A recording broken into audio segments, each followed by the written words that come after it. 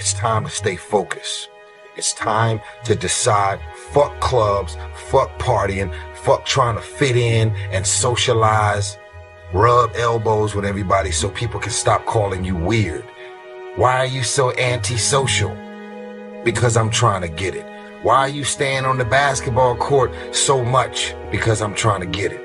Why are you out there practicing in the hot sun when ain't nobody else out there? Because I'm trying to get it.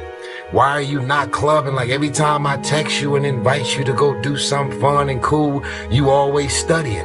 Because I'm trying to get it. Let me tell you something, homie. These women ain't going nowhere. These clubs, these parties, all this shit ain't going nowhere. The more weird you are is a reflection of how committed you are to focusing on your shit, molding and shaping and developing your ideas and your craft so that when it's time for you to make your rounds, you gon' fly. Hard times create hard men. Hard men create soft times. Soft times create soft men. Soft men create hard times. We are now around soft men and hard times. There's no luck in this game, man. It may be a little bit of luck, but the luck happens after you bust your ass and you put yourself in that lucky situation. Luck doesn't happen. You put yourself in that situation where luck might fucking happen. And that's what people don't know. You wake up, right to work. Immediately your mind is in action. No one wants to do that. No one. And I don't blame them. But don't be mad. When you're laying there in your fucking bed and you're in the fucking hospital and you're 70, 80, 90 years old and you're thinking, man, I feel like I didn't fucking do something. Because you did. You didn't do it. You didn't do shit. You may have lived a great life, man, but you're always gonna feel empty inside. I don't feel empty. The life you want is on the other side of a few hard conversations, and you're living a life you hate because you're too afraid to have them. I think about that a lot. It's so easy to be great nowadays, my friend, because most people are weak. Most people don't want to go to that extra mile. Most people don't want to find that extra because it sucks. It's miserable. It's lonely. This ain't you, bro. This ain't you. You weren't born like this. I don't want to do something, but do it anyway. That grows this area.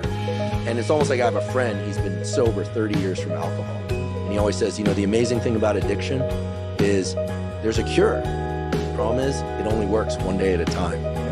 And so you have to renew it every day. Whatever gets you motivated, it's gonna be here at the tip of your brain at all times. Because in those dark moments, you gotta float out. God, I feel like I'm missing something. Yeah, because it's about 75% of you is still fucking in there. Still chained up. Because you just didn't want to find your willpower. Didn't want to find your soul, your will, your heart, your determination, your guts, your courage. You can't wait for everything to be perfect to start living. Because that's what I've done. My whole life has been like that. Inside of me, it has been, as soon as it's all lined up, I'm going to show you myself. As soon as I've got it all looking the way I want, I'm going to show up for you. I'm never going to get to that where everything's okay, where everything looks a certain way. And in the meantime, I'm burning the best time I do have available. I'm burning that candle up. I'm burning this candle down, and I'm saying as soon as it gets bright enough or warm enough in here, I'm going to show up. But the candle's getting smaller. If you are trying to battle the same boss over and over again, and you don't change what you're doing, and the boss keeps beating you, then it's not the game's problem.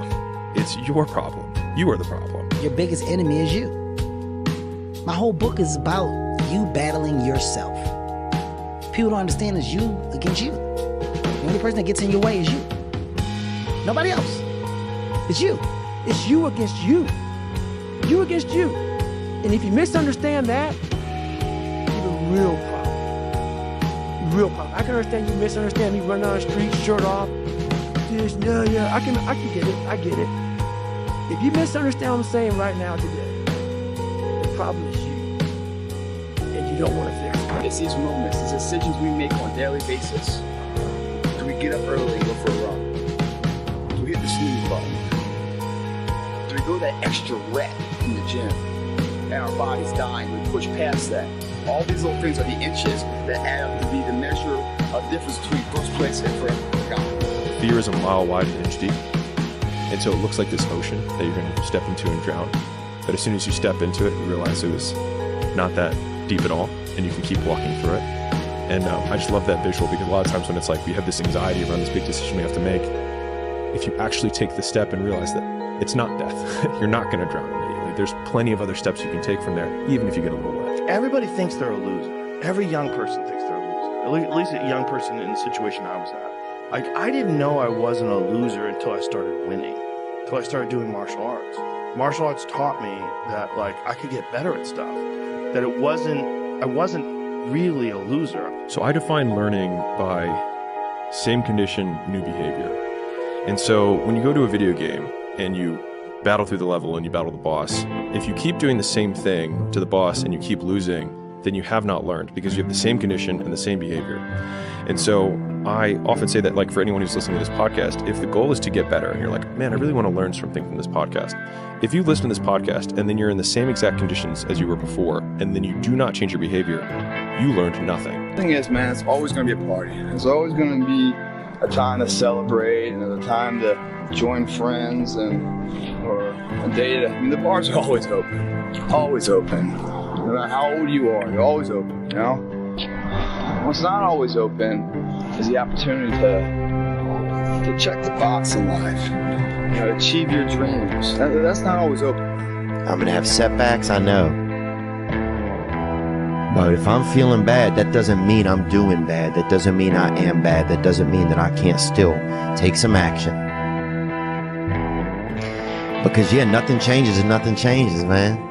If you believe it, if you really believe that you could be something, if you have that little voice in your head saying, hey, you got talent, you could do this, then follow that voice. Every morning, every day of our lives, we have choices to make. You get the choice to stay in bed, to say, forget it, I'm not going to work out today, or forget it, I'm not going to work hard today. You always have a choice every single day of your life. If you keep making the same mistake over and over, the mistake isn't the problem.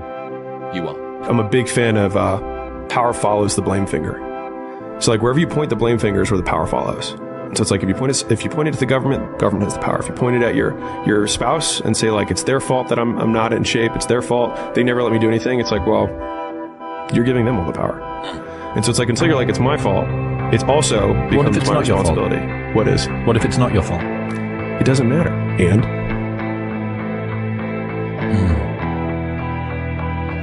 Like, I can't run marathons because I lost my leg at birth.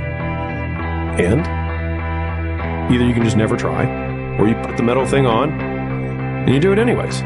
Fuck your motivation. Fuck your motivation. You need discipline. Because motivation's not there every day. I'm missing motivation most days. Wow, Some really? days, yeah, sometimes I got motivation. Sometimes I'm like, fuck yeah, today I feel good. I can't wait to get to the gym. But a lot of days, like, gotta get to the gym. And then once I get going, then I feel great. Yeah. And I feel great when it's over. But it's that beginning part that's hard, because your body wants to stay comfortable. Your body will trick you. Man, today you should take the day off, Theo. You don't feel good. Theo, what did you get, like 6 hours sleep last night? That's not enough. 30 days is clean shit up. 30 days just kind of covers up, put a blanket over it. It's like putting a rug over it. A year, it cleans you up nicely, man. Whatever your problem is, if you can dedicate yourself for a year to something, you can be a changed person. People only root for people who don't need it. Like, the amount of times when I was on my lonely path where I was too different from the friends that I had, but not successful enough to be friends with the people that I wanted to be friends with. That's when you want people to root for you. That's when you want people to support you. Once you've already won, people are like, he's amazing, he's so good. But, like, that's the time when you need it the least. And so you always have to be the person who roots for you before everybody else does. And it's usually a single clap in the auditorium for a very long period of time. It is a slow clap that's just you rooting for you. And that visual, I think, is one that you can kind of take, because it is, people struggle to do things alone. And the path of the exceptional person is one of an exception, which means that you are not with other people.